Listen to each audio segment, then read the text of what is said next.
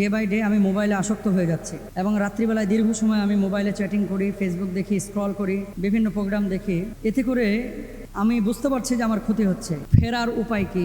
এক্ষেত্রে যদি কিছু নসিহাত করতেন। রাত্রিকালীন সময়ে দীর্ঘ সময় ধরে মোবাইল ব্যবহার করা বা মোবাইল চালানো, এটা অনেক মানুষের কিন্তু একটা ব্যাধিতে পরিণত হয়েছে। এই পৃথিবীতে মোবাইল ব্যবহার যত সীমিত করতে পারবেন, যারা করেছে নিয়মতান্ত্রিকভাবে, তারা সুখে আছে। মোবাইলটা আসার পরে মানুষের মধ্যে বন্ডিং নষ্ট হয়েছে। মোবাইল আসার পরে মানুষের সাইকোলজিক্যালি প্রবলেম হয়েছে। মোবাইল আসার পরে মানুষের ভিতরে হতাশা, ডিপ্রেশন জেঁকে বসেছে। এই জন্য মোবাইল ব্যবহারে যারা যত মিতব্যয়ী, তারা তত সফল, তারা তত ভালো আছে। আর মোবাইল ব্যবহারে যারা যত বেশি, কাজের ক্ষেত্রে আপনি ব্যবহার করেন, কাজের কথা বলতেছে, কাজ, তারা ক্ষতিগ্রস্ত হয়েছে। কি কি ক্ষতি জানেন?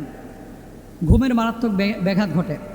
আমাদের যে ব্রেন সেলগুলো আছে, কোষগুলো আছে, যখন আপনি রাত্রে লাইট অফ করে মোবাইল দেখেন, মোবাইল দেখার পরে এই সেলগুলো জেগে ওঠে, আপনার ঘুমের যে তৃপ্তিটা, এটা নষ্ট করে ফেলে। 2 নম্বর হচ্ছে দীর্ঘমেয়াদী অনিদ্রা।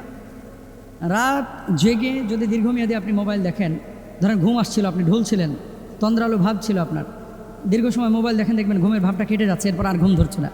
2 নম্বর। 3 নম্বর, স্মৃতিশক্তি এবং মনোযোগ কমে যাওয়া।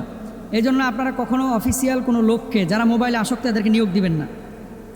আমি আবারও বলি আপনাদেরকে, আপনি যদি কোম্পানির মালিক হন, আপনি যদি জ্ঞানীগুণী মানুষ হন, যে আপনার এমপ্লয় প্রয়োজন, কর্মী প্রয়োজন, যারা অতিরিক্ত মোবাইলে আসক্ত, এদেরকে নিয়েন না। কারণ এরা কথা মনে রাখতে পারে না, এদের ভিতরে রেসপন্সিবিলিটি, দায়িত্ববোধ থাকে না। এদের ভিতরে সারাক্ষণ দেখবেন প্রতি মিনিটে মিনিটে ভাই মোবাইল দেখতেছে। এটা মূলত সে সাইকো হয়ে গেছে, সাইকোলজিক্যালি সে সিক হয়ে গেছে, নিজেও জানে না কিন্তু। এবং এই দিয়ে কোম্পানি চলবে না, প্রতিষ্ঠান চলবে না।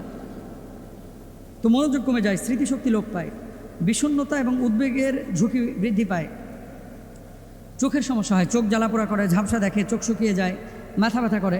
এবং ছোট ছোট বাচ্চারা দেখবেন এখন এই যে মোবাইল, বাপ মা তো দিয়ে ভাত খাওয়ায়, বাপ মা মোবাইল হাতে দিয়ে বাপ মার কাজ করতেছে, এরপরে ছেলেগুলো আপনার অটিস্টিক হয়ে যাচ্ছে।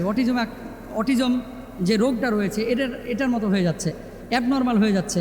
দেখবেন যে হাতে মোবাইল নেয়, তারপরে ইউনিয়ন করতেছে, তার আগে কথা বলতে এখন কথা বলে না, ঢ্যাপ ঢ্যাপ করে তাকিয়ে আছে, গেমে এমন আসক্ত হয়ে গেছে, পাবজি খেলে আপনার পুরো লাইফ শেষ। মদ যেরকম নেশা, এটাও কিন্তু এরকম নেশা। এই জন্য এটা নিয়ন্ত্রণ করতে হবে। মাথা ব্যথা বৃদ্ধি পায়, ঘাড় এবং মেরুদণ্ডে, এই যে সারাক্ষণ এভাবে তাকিয়ে আছেন, এটা কিন্তু ক্ষয় হয়, এটা ব্যথা করে। রোগ প্রতিরোধ ক্ষমতা, এটা দুর্বল হয়ে যায়, রোগ প্রতিরোধ ক্ষমতা। হৃদরোগ এবং উচ্চ রক্তচাপের ঝুঁকি বাড়ে, ওজন বৃদ্ধি পায়, দুর্ঘটনার ঝুঁকি বৃদ্ধি পায়, কানে অস্বস্তি এবং শ্রবণ শক্তির সমস্যা হয়। বাথরুমে মোবাইল ব্যবহার করা সেম ক্ষতি। আপনারা কেউ বাথরুমে মোবাইল ব্যবহার করবেন না। অনেকে তো বাথরুমে মোবাইল ব্যবহার না করলে আপনাদের বাথরুম ক্লিয়ার হয় না, এটা করেন না। আমি ভাইকে বলবো, যিনি প্রশ্ন করেছেন, দেখেন এটা এমন না যে এটার জন্য মহাকাশ বিজ্ঞানী হতে হবে। মোবাইলটা ব্যবহার, আপনি বাটন ফোন নেন, তাহলে তো এটা থেকে দূরে চলে যাবেন। আপনি নিয়ন্ত্রণ করতে না পারলে আপনারা মোবাইল নিয়ন্ত্রণ করবে। এই মোবাইল কাউকে জান্নাতে নেবে, কাউকে জাহান্নামে নেবে। দুনিয়াতে যদি ভালো থাকতে চান, মোবাইল ব্যবহারে সীমিত হন এবং বউদেরকে নিয়ন্ত্রণ করেন, জামাইদেরকেও নিয়ন্ত্রণ করেন। এই মোবাইলের কারণে পরক্রিয়াও বাড়ছে, প্রেমও বাড়ছে, জেনাও বাড়ছে।